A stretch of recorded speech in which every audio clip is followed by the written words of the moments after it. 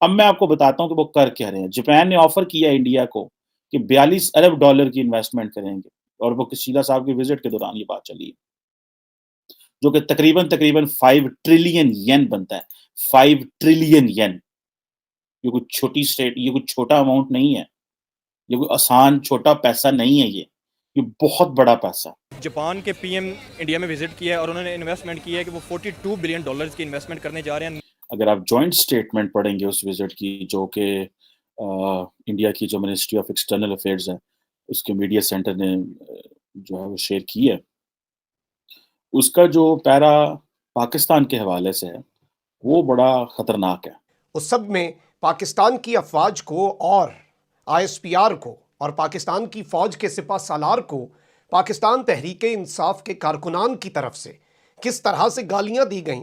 ये पैनिक क्यों हुआ, ये इनका कंपोजर और बैलेंस क्यों हिल गया है? साथ ही उन्होंने ये कहा कि वो रीइटरेट करते हैं और कंडेम करते हैं terror attack in India including 26/11 Mumbai and Pathankot attacks and call upon Pakistan. Japan जो है वो पाकिस्तान के खिलाफ इस तरह की स्टेटमेंट देगा। मिलियंस बल्कि आपने 42 बिलियन बताया, 42 बिलियन डॉलर्स वो इन्वेस्ट कर रहे हैं, वो ऑटोमेटिकली जॉब्स क्रिएट करेगा। हेलो दोस्तों, वेलकम टू न्यूज़ पे चर्चा। आज की वीडियो हम देखेंगे कि जो जापान के जो प्रधानमंत्री हैं वो भारत में आए हुए हैं, फूमियो किशिदा, और भारत में अगले 5 सालों में $42 बिलियन की इन्वेस्टमेंट करेंगे, उन्होंने ऐसा बोला। और जो भारत और जापान की शिखर सम्मेलन वार्ता थी उसमें भी पार्टिसिपेट किए। तो ये सारा चीज़ देख के ना पाकिस्तान मीडिया को मिर्ची लग गई है कि हमारे यहाँ तो कोई इन्वेस्टमेंट ही नहीं कर रहा है और भारत में सब इन्वेस्टमेंट ही कर रहे हैं। तो चलो वीडियो में देखते हैं। इसके पहले आप हमारे चैनल को सब्सक्राइब नहीं किए तो सब्सक्राइब करिए यार, और बेल आइकन को दबाइए, और जिससे कि मेरी वीडियो आपके पास जल्दी पहुंचे। मैं ऐसी वीडियो लाता रहता हूं। धन्यवाद। बहुत बड़ी डेवलपमेंट है और वो ये है कि जापान के जो वज़ीर आज़म हैं किशिदा साहब, वो विज़िट किया है। ज़ाहिर बात है इंडिया का जो बड़ा इस वक़्त जिसे आप समझते हैं ना कि हर जगह डिस्कस किया जा रहा है। जापान ने ऑफ़र किया इंडिया को कि $42 अरब की इन्वेस्टमेंट करेंगे और वो किशिदा साहब के विज़िट के दौरान ये बात चली है, जो कि तकरीबन 5 ट्रिलियन येन बनता है। 5 ट्रिलियन येन। ये कोई छोटी स्टेट ये कोई छोटा अमाउंट नहीं है। ये कोई आसान छोटा पैसा नहीं है ये। ये बहुत बड़ा पैसा है। हमारे पास तो वो $50 अरब के $60 अरब के चाइनीज़ प्रोजेक्ट्स हैं जिनमें से रुके हुए हैं, असां पूरी दुनिया सिर ते चुक ले। और ये देखें कि वो $42 अरब की बात कर रहे हैं। और मज़े की बात है कि नरेंद्र मोदी जो हैं वो तमाम क्वाड पार्टनर्स के लीडर्स को बायलैटरली होस्ट कर रहे हैं। और ये जो थी बेसिकली कहा जा रहा था कि जो 40th India Japan annual summit है और इसमें ज़ाहिर बात है उन्होंने बड़ा एक दूसरे के साथ जो है वो एप्रिशिएट किया, सपोर्ट किया। अब मज़े की बात यह है कि जैसे मैंने पहले कहा कि पाकिस्तान को तो पता भी नहीं क्या बात है। अगर आप जॉइंट स्टेटमेंट पढ़ेंगे उस विज़िट की जो कि इंडिया की जो मिनिस्ट्री ऑफ एक्सटर्नल अफेयर्स है, उसके मीडिया सेंटर ने जो है वो शेयर की है। उसका जो पैरा पाकिस्तान के हवाले से है, वो बड़ा खतरनाक है। और मेरा नहीं ख्याल कि पाकिस्तान की गवर्नमेंट ये एक्सपेक्ट करती होगी कि जापान जो है वो पाकिस्तान के खिलाफ इस तरह की स्टेटमेंट देगा। और ये पाकिस्तान की फॉरेन पॉलिसी का सीधा-सीधा फेलियर है।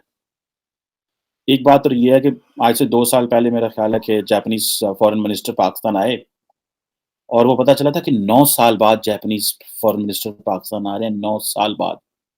उससे ये पता चलता है कि पाकिस्तान जो है वो जापान को कितनी अहमियत देता है। रिसेंटली मुझे पता चला कि पाकिस्तान ने कुछ जापान से कर्ज़े लिए हुए थे और वो कर्ज़े हम वापस ना कर सके, और जापान की पॉलिसी ये है कि अगर वो एक दफ़ा वेव ऑफ कर दें कर्ज़ा, तो वो दोबारा कर्ज़ा देते नहीं हैं, लोन नहीं देते। और मज़े की बात ये है कि इस हवाले से मुझे मौका मिला थोड़े दिन पहले, 2-1 दिन पहले, आई थिंक 16 मार्च को, कि जापानीज़ फॉरेन ऑफिस ने मुझे इनवाइट किया कि पाकिस्तान और जापान के जो 70 साल के ताल्लुकात हैं उसके ऊपर बात की जाए। उसमें मैं अकेला नहीं था, सार्क ममालिक से उन्होंने तमाम लोगों को बुलाया हुआ था, जो भी जिनको वो बुलाना चाह रहे थे। भारत से भी थे, श्रीलंका, मालदीव्स, भूटान, जितने भी ममालिक थे उन सबको बुलाया गया था, नेपाल से सबको बुलाया गया। और हमने वहाँ पे बात की कि कौन-कौन से मुल्क के क्या ताल्लुकात है। पाकिस्तान के क्योंकि 70 साल हो गए थे। अब अगर आप पैरा 8 पढ़ें जो कि जॉइंट जो बायलैटरल जो स्टेटमेंट आई है, अगर आप पढ़ें कि 19 मार्च को prime minister of Republic of India and prime minister of Japan दोनों ने उसको साइन किया हुआ, और उसमें ये पाकिस्तान के बारे ये कहते हैं कि एक तो ज़ाहिर बात है इंडिया का एक वो स्टैंडर्ड पैटर्न है, उन्होंने कहा जी कि टेररिस्ट इंफ्रास्ट्रक्चर जहाँ-जहाँ पूरी दुनिया में है उसको ख़त्म किया जाए और उसके ऊपर इंटरनेशनल कोऑपरेशन, और साथ ही उन्होंने ये कहा कि वो रीइटरेट करते हैं और कंडेम करते हैं terror attack in India including 26/11 Mumbai and Pathankot attacks and call upon Pakistan to take resolute and irreversible action against terrorist networks operating out of its territory and comply fully with the international commitments including FATF। समझ रहे हैं आप? पाकिस्तान में किसी को पता भी नहीं है कि ये स्टेटमेंट आई है। जितनी देर हो गई है मुझे पाकिस्तान को मीडिया देखते हुए, क्योंकि हमारे अंदर के मसाइल इतने, हमारे अंदर तो ऐसे अनार्की फैली हुई है कि सुप्रीम कोर्ट को नोटिस लेना पड़ गया उस अनार्की का। तो हमारे लोगों ने क्या स्टेटमेंट देनी है, फॉरेन ऑफिस ने क्या बोलना है या प्राइम मिनिस्टर ने क्या बोलना है, जारी बात है पता तो चल गया। अब ये देखें कि जापान जो है, भारत का तो ठीक है पाकिस्तान के साथ पुराना मसला है, पाकिस्तान ने भी तो पूरी दुनिया को बताया था कि पाकिस्तान के अंदर जो है वो भारत दहशतगर्दी कराता है और हमने डॉसियर भेजे। कोई एक मुल्क भी ऐसा है दुनिया में जिसको हम ये साथ बिठा के और एक इस तरह की जॉइंट स्टेटमेंट ये कह सकते हैं कि भारत इस तरह कर रहा है?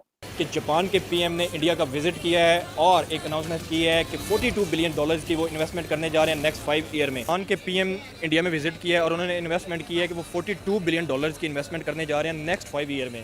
तो इससे इंडिया को क्या फ़ायदा होने जा रहा है और इंडिया की जो इकोनॉमी है उस पर कितना फ़र्क पड़ेगा इसमें?